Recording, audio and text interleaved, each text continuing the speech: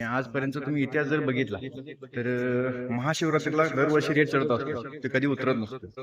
तर मित्रांनो, आज व्हिडिओ करायचं कारण असं की बरेच शेतकरी म्हणले साहेब रेट उतरल्यात का, काय झाले.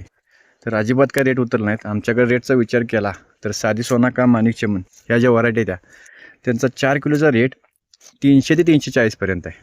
आणि सुपर सोनाका, अनुष्का, PhD यांचा रेट केला तर 360 ते 400 प्लस असा रेट चालू आहे. शेतकऱ्यांनी एक जमिनीची बाजू सांगायची झाली तर आजपर्यंतचा इतिहास तुम्ही बघितला तर आता 15 फेब्रुवारीला महाशिवरात्री आहे आणि शिवरात्रीला प्रत्येक वर्षी जर अनुभव घेतला तर रेट वाढत असतो, म्हणजे रेट उतरत नसतो. म्हणजे रेट वाढणार. जो आत्ता प्लॉट हार्वेस्टिंगला आले तो टप्पा कुजीचा आहे.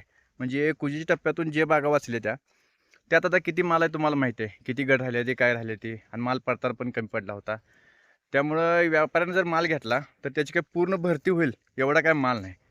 त्यामुळं रेट काय उतरणार नाही, ती रेट चढणारच. तुम्ही जो हा प्लॉट बघताय हा अनुष्का व्हरायटीचा प्लॉट आहे आणि याचा रेट 4 किलोचा 401 रुपये या पद्धतीने व्यवहार झाला आहे आणि बिगर सूट आहे. तुमचा मालाची क्वालिटी बघून व्यवहार करा. म्हणजे आपला माल कसल्या क्वालिटीचा आहे, त्याला रेट किती यायला पाहिजे हे तुम्हीच ठरवा आणि त्या पद्धतीने व्यवहार करा. धन्यवाद.